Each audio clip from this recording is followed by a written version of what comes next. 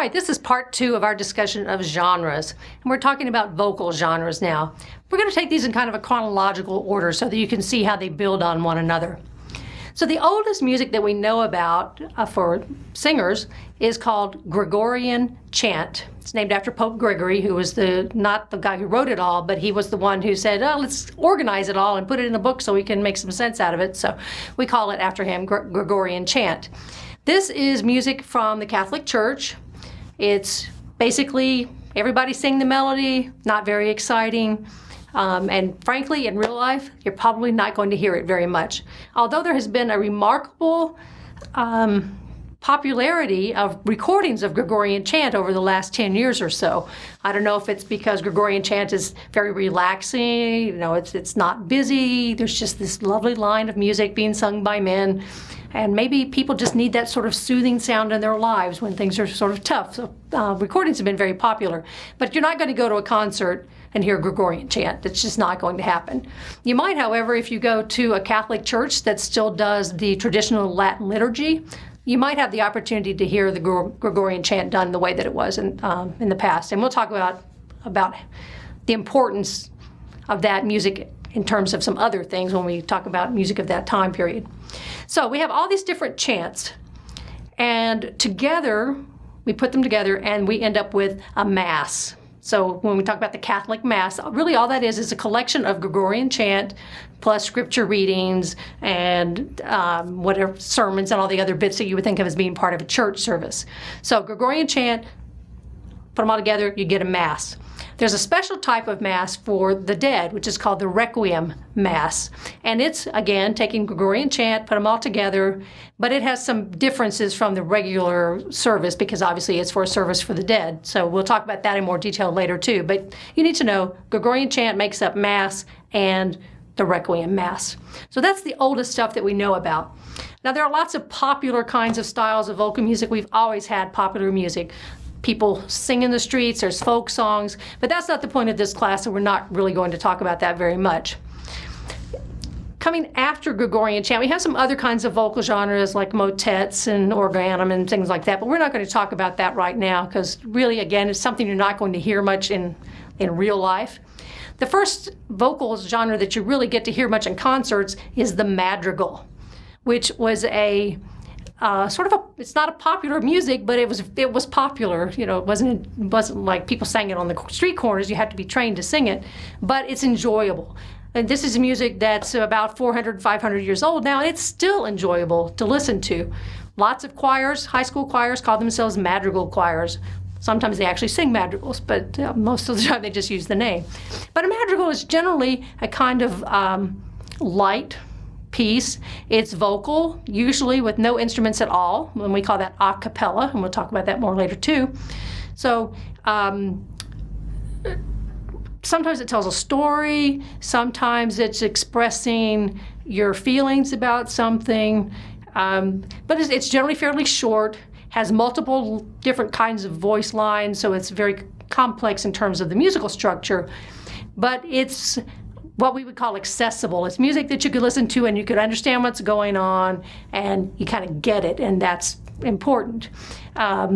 Those sort of light-hearted madrigals are often full of fa-la-las and tra-la-las. So if you hear music that has a lot of fa-la-la, la-la-la-la-la, even the Christmas Carol with the same kind of thing, it comes from the madrigal tradition. Basically, it was an Italian piece first, and then the English liked it so much that they sort of appropriated it. So we have Italian madrigals and we have English madrigals, and nobody else does it but those two countries. So coming on the heels of the madrigal, we have the Protestant Reformation. So the Catholic Church has its own music. The Protestants needed theirs as well. So what they came up with is what we call the chorale. And that's another word that's kind of confusing for people because sometimes people will call their vocal group, their choral group, a chorale. So again, it's one of those, is a genre, and it might also be an ensemble. But basically a chorale is just a hymn tune. So you think your basic 4-part harmony, like any church hymn, goes all the way back to Martin Luther and the Protestant Reformation. Now let's get into the big 3 vocal things that you're going to hear a lot if you go to vocal concerts. Let's start with the smallest one, and that is the cantata. If you've taken Italian or Spanish, or probably several other foreign languages use it, cantar means to sing. So if you remember that, cantar, cantata, then you'll remember that that's a vocal genre. So a cantata is a church piece, originally, although there are some secular, what we call secular cantatas as well, that don't have religious connotations. But they come out of the Protestant tradition again. So remember, there's no TV, there's no NFL football, people don't have anything else to do on Sunday, they're going to stay at church for a long time.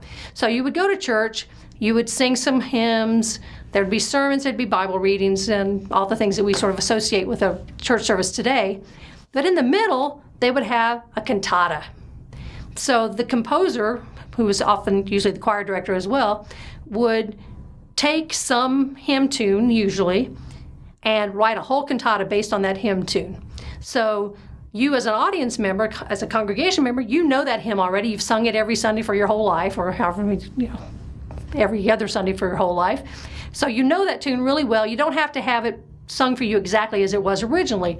The composer would take that tune, would make usually maybe a straightforward kind of approach to it where the whole choir sings it in 4-part harmony, but then it would add another movement that might be a solo based on the same kind of text, not the same text exactly, because that would be boring to hear the same text over and over again, but some related text, usually not even from the Bible. Most of the time they use poetic kinds of text for that, just like many hymns in the hymn book do, Protestant hymn book. They're not scriptural. Somebody wrote a nice poem about something scriptural. Put it all together, might have a solo, might have some choruses, might have another solo, might have a little instrumental interlude in the middle. Put it all together. It lasts about 20 minutes, sort of like your halftime entertainment in the middle of your church service in the 1600s.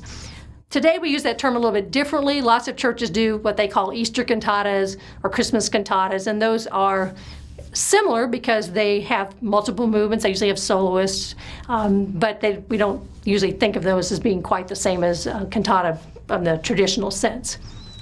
Then we also have a bigger kind of piece called the Oratorio. Remember, cantata only lasted 20, 30 minutes at the most. An oratorio might last 2 or 3 hours.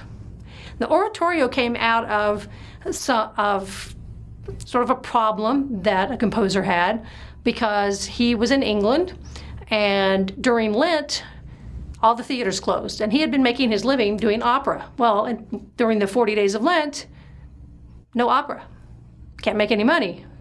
Trying to figure out some other way to do that. Came up with the oratorio. So it has things that people really liked about opera. It's dramatic, usually tells a story. It has all your favorite singers. It has an orchestra. So he took all the best bits of opera, took out the costumes, took out the scenery, took out the acting. So basically it's like a stage. You got a choir there with soloists, and did this thing called an oratorio. You know one of those. The most famous one is Handel's Messiah, which has the Hallelujah chorus, and everybody in the world knows that. So that's an example of a movement from an oratorio. It was a concert production, probably done mostly in concert halls, although today we often see that done in a church. Lots of movements, last a long time as a general rule. Opera. Now, here's the biggie. This is like, take everything that there's grand about music and theater and dance and lighting and costumes and scenery, and you've got opera. So opera starts around 1600, and as we'll learn much more about opera later, but basically opera is telling a story, whereas a cantata does not, and an oratorio may not. It tells a story, so there are characters, they have names, they have roles, a servant, master, next door neighbor, whatever their part happens to be. They all sing. There's no talking in opera as a general rule. And there's an orchestra that accompanies them. And they wear costumes and they put scenery on the stage. So it's a big dramatic production. So opera, oratorio, cantata have different functions, different size, but they have 3 things in common. And that is the types of vocal genres that happen within the genre. We haven't had this in instrumental music. So instrumental music just sort of was there. These 3 big genres have little ones that fit within them. So let's talk about those 3. First is what we call recitative.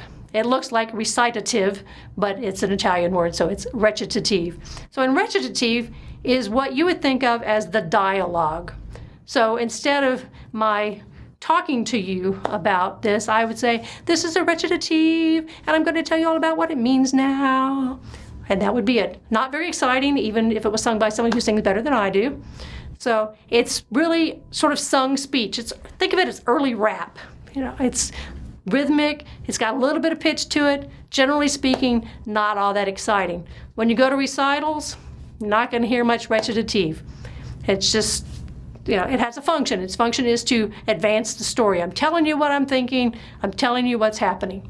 The accompaniment for it is usually not very big. So in the early days, it might just be a harpsichord and a cello. And if you hear that and you just hear a little bit of singing that's not very exciting, you go, that's recitative. So that happens in all three of those genres. It's a way of advancing a plot or providing a bit of information that you need to connect your two pieces together. So recitative happens in all opera, cantata, oratorio. The part that you're familiar with, when you think opera, the thing that you have in your head is what we call the aria. So we've been recitativing along, that's not really a word, I'm just making that up, singing our little recitatives, telling our story. Something has happened. My loved one is leaving me, he's going to war. I now have to sing a dramatic aria to tell you how distraught I am about him going off to war. So all the action stops, and I'm going to sing gloriously. The whole orchestra is going to accompany me. It's going to be a heart-wrenching emotional experience. Now, not all arias are heart-wrenching emotional experiences, but they do all have in common the idea that this character is now reflecting on what has just happened, or perhaps thinking about what's about to happen. Sometimes it happens as a precursor to something else. But we're getting the sense of that character's inner thoughts. As we get later in opera, we will see that distinction between recitative and aria sort of goes away, and it all becomes just beautiful singing that kind of goes together. And we have lovely conversations in aria instead of having aria be, okay, I'm done with that. I'm now doing my big heroic aria. But it's usually a solo, although we do have duo arias, and we'll see by the time we get to Mozart that we might have 6 people singing an aria together. So we'll figure out how that works later. So the final thing that you would probably encounter in opera, oratorio, and cantata, is the chorus. We've already talked about 2 things that happen with solo singers, but we got to employ a lot of people. We're going to put a lot of people on the stage in most operas. So there's usually a chorus. They will often come in, if you get a crowd scene, you've got to have a crowd. So the crowd's going to sing, and they're going to sing a piece called a chorus, and it is sung by the chorus. So again, that's kind of confusing. The singers and the type of piece they sing are called by the same thing. But in most operas, they're not actually telling the story. They are commenting on the story in sort of the way that the Greek chorus did in early theater. So they might provide sort of the general commentary about how we all feel about what just happened, or a lot of times they will be, if there's a wedding or something, they will be the wedding guest, and they'll all sing about how happy they are about people getting married.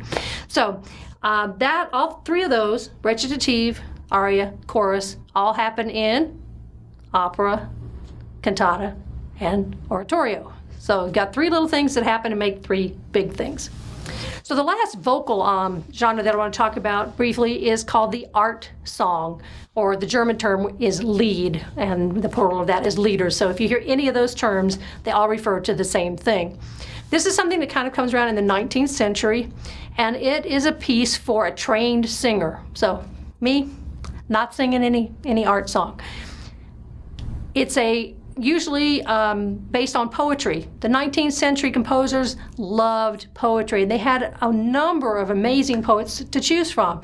So you might hear the same poem with music composed by 6 or 10 different composers, because everybody loved this poem. This is a great poem. Let's all make some kind of piece to go with it. So we have a trained singer, and they're accompanied by a piano.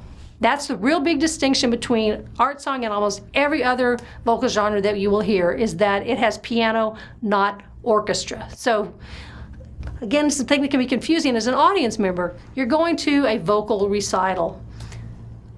Most singers aren't going to hire an orchestra to play the aria accompaniment for them. So you might go to a recital and they will have on the program, I'm doing this aria from Don Giovanni. Well, we know Don Giovanni's an opera, therefore it had an orchestra to start with.